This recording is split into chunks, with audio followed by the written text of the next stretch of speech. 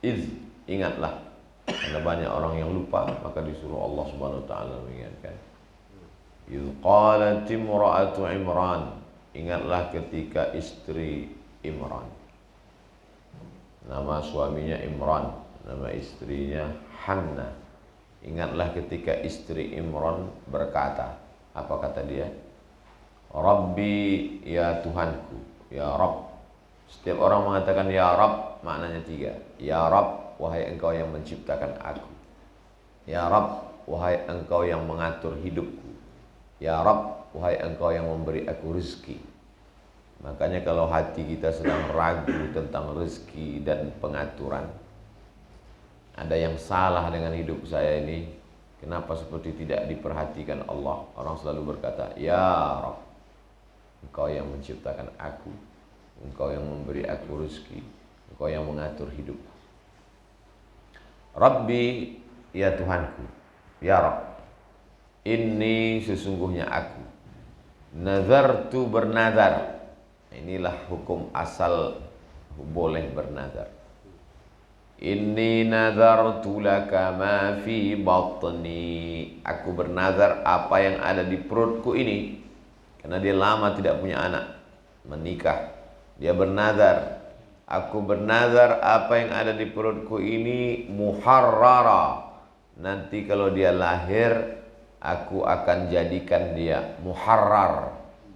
Muharrar artinya khalisan li khidmati Baitul Maqdis. Nanti kalau dia lahir, dia hanya akan menjadi pelayan Baitul Maqdis. Dia tidak jadi pedagang, dia tidak jadi petani, dia tidak jadi pegawai kerajaan. Dia hanya menjadi pelayan Baitul Maqdis.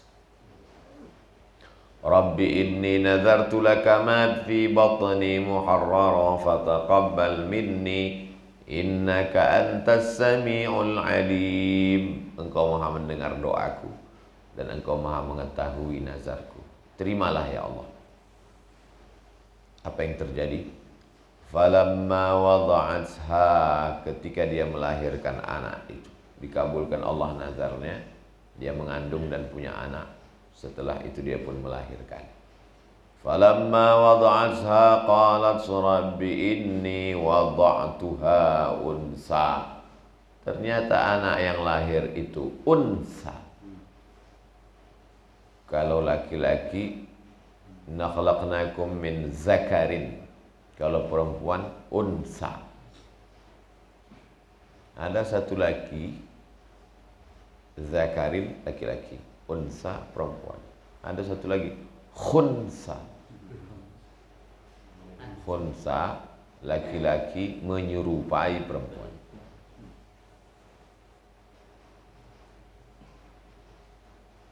Bukan menyerupai. Kalau laki-laki menyerupai perempuan dalam hal bentuk cara berpakaian, itu disebut dengan mutasyabbihat. La'anallahul mutasyabbihat minar rijal bin nisa. Allah melaknat laki-laki yang menyerupai perempuan. Yang dimaksud dengan khunsa, maaf beribu maaf, lahir dia dalam keadaan kelaminnya dua. Khunsa. Khunsa ini terbagi dua. Satu namanya khunsa wadih, jelas.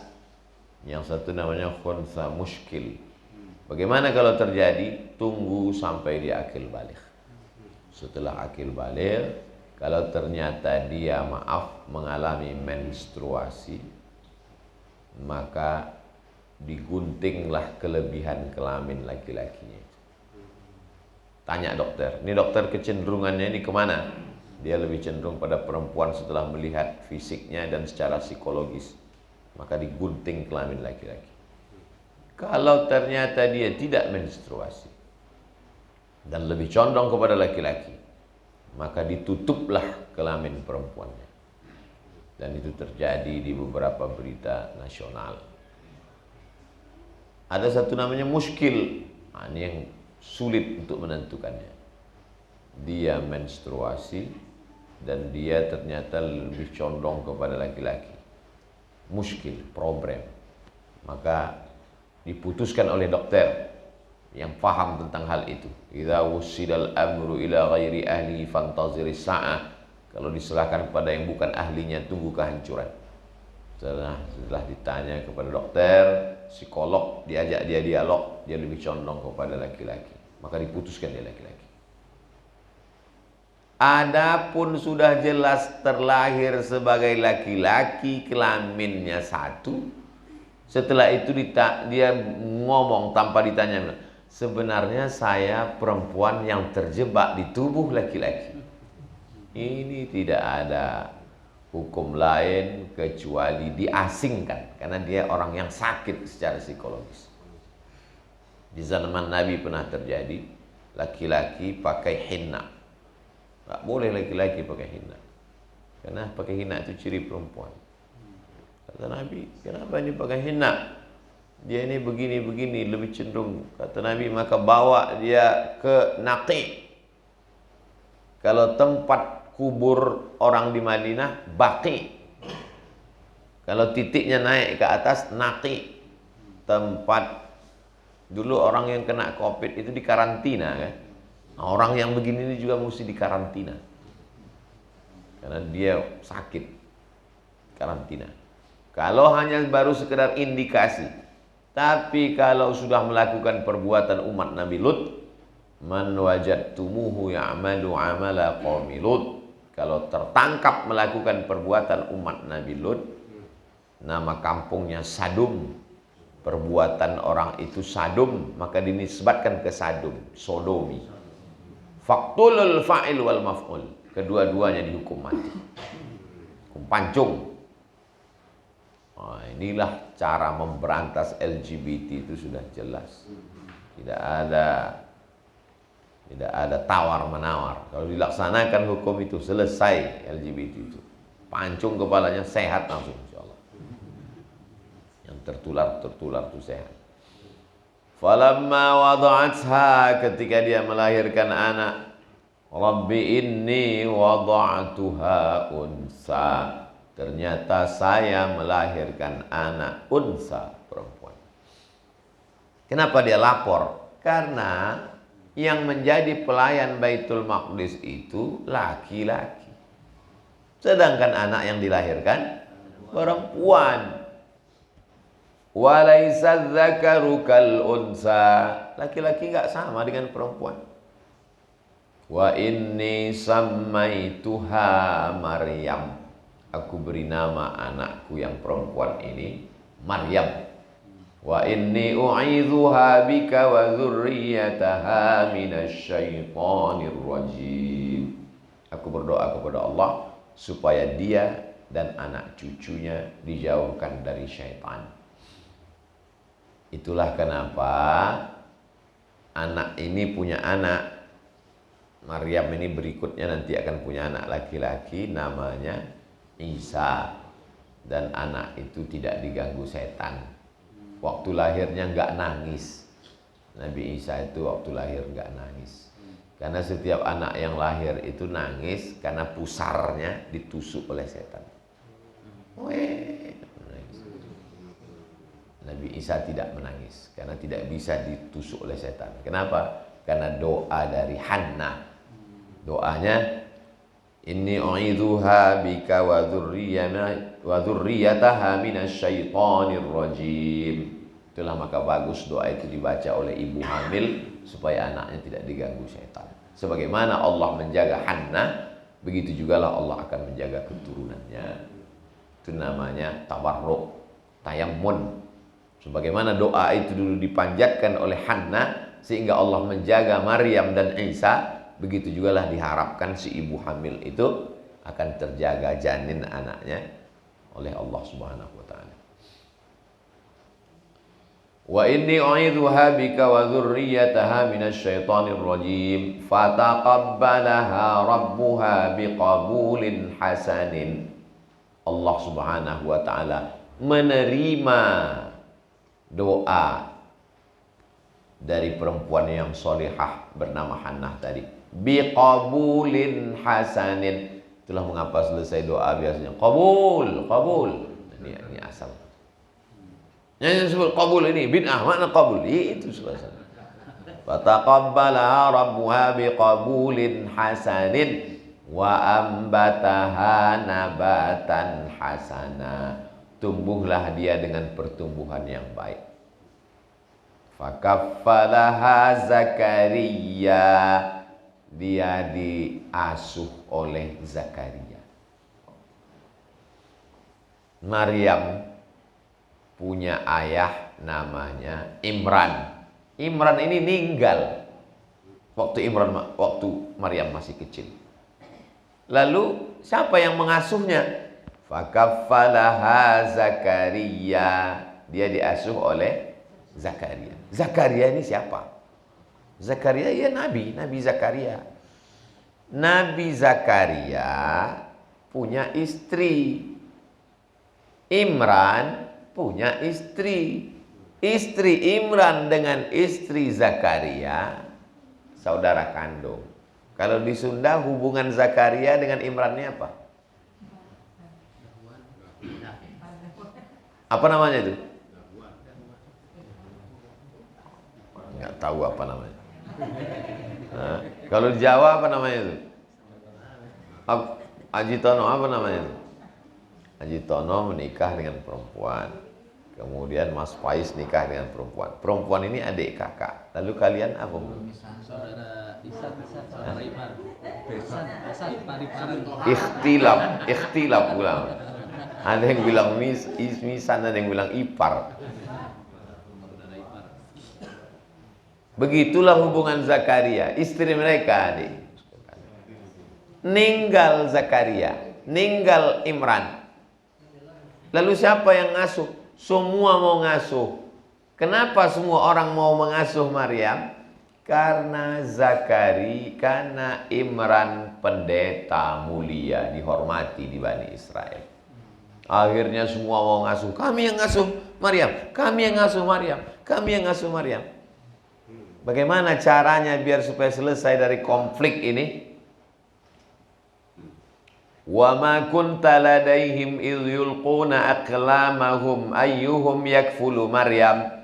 Muhammad sallallahu alaihi wasallam tidak berada di antara pendeta-pendeta Bani Israel ketika mereka menyampakkan pena mereka. Pendeta itu kan menulis Alkitab itu pakai pena, menulis Taurat pakai pena. Penanya itu dari bulu ayam, yang ujung yang zaman dulu dawat namanya. Kalau ada santan itu dawat. Jadi cara mengundinya, semua penulis Alkitab memasukkan, semua penulis Taurat memasukkan penanya ke dalam air. Pena itu kalau dicopot bulu ayamnya berat, nyemplung ke dalam, masuk ke dalam. Siapa nanti yang ngapung ke atas, maka dialah yang menang. Semua kamu mau ngasuh Maryam? Ya, oke. Semua penanya. Wa ma kunta ladaihim idh yulquna aqlamahum. Kau tidak berada di antara mereka ketika engkau mencampakkan penamu ke dalam air. Ayyuhum yakfulu Maryam. Siapa di antara mereka yang akan menjadi bapak asuh Maryam? Ketika semua mencemplungkan, tiba-tiba satu yang muncul ke atas. Yang menang itu adalah Zakaria. Kaffalaha Zakaria. Akhirnya Zakaria lah yang menang, yang mengasuh. Kullama dakhala 'alaiha Zakaria al-mihrab. Tempat Maryam tinggal itu namanya mihrab. Mihrab selalunya di musola, di masjid. Anak-anak jangan main di mihrab ya, itu tempat imam. Biasanya ini tempat mihrab, bukan mihrab ini yang dimaksud. Mihrab artinya tempat khusus ahli ibadah yang dia tidak ada kerja lain, hanya melayani tempat ibadah, beribadah kepada Allah SWT. Gak boleh keluar. Maka Maryam pun ditempatkan di mihrab.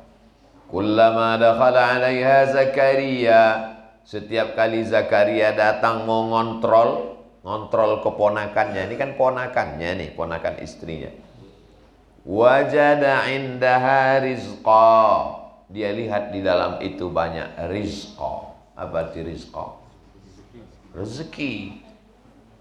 Sekarang lagi viral rizqa, buaya. Buaya rizqa. Rizqa. Kullama dakhala 'alaiha Zakaria al-mihrab wajada 'indaha rizqa. Zakaria heran, kenapa? Karena rizqa, lahir anak. Kita kasih siapa ya nama anaknya? Rizqa. Itu dari kata rizqa itu. Kullama dakhala 'alaiha Zakaria al-mihrab wajada 'indaha rizqa. Ya Maryam. Zakaria bertanya, "Ya Maryamu, anna laki hadza?" Dari mana kamu dapat makanan ini banyak sekali? Gak ada yang boleh masuk ke sini kecuali saya, karena saya kafil kamu, penjaga kamu. Kenapa bisa ada makanan di sini? Qalat, Maryam berkata, "Innallaha yarzuqu man yasha'u bighairi hisab." Allah kalau mau kasih rezeki bighairi hisab, tidak ada yang bisa menduga, tidak ada yang bisa memprediksi. Bighairi hisab, tidak ada yang bisa menghitung. Dua makna bighairi hisab. Tidak ada yang bisa menduga, tidak ada yang bisa menyangka, tidak ada yang tahu. Makanya kalau kita bertakwa kepada Allah, nanti kita akan dapat rezeki yang bighairi hisab. Tidak bisa dihitung, tidak bisa diduga, tidak ada batasannya. Menurut ahli tafsir, makanan-makanan yang ada di situ adalah buah-buahan musim panas ada di musim dingin. Buah-buahan musim dingin ada di musim panas. Musim dingin itu semua kurma, semua anggur mati. Pohon kurma cuman putihnya pun gak ada. Tapi jeruk ada. Kuasa Allah. Maka pada saat musim panas ada, saat musim dingin ada buah yang nggak ada di musim dingin. Pas musim dingin nggak ada anggur di situ.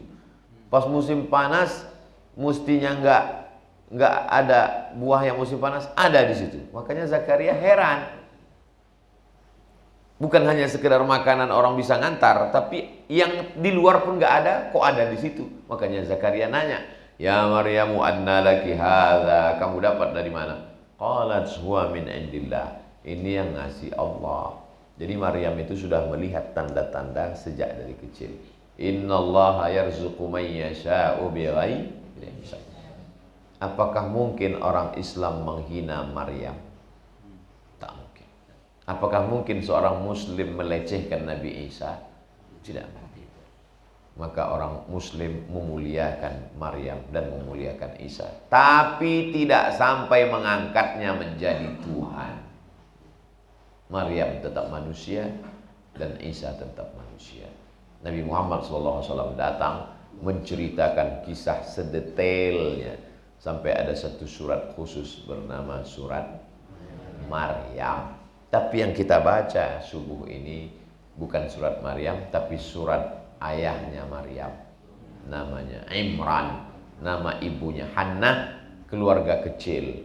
Ayahnya Imran, ibunya Hannah, anaknya Maryam. Keluarga bahasa Arabnya Ali. Allahumma salli ala sayyidina Muhammad wa ala Ali kama sallaita ala Ibrahim wa ala Ali Imran. Keluarga Imran, Hannah, Maryam.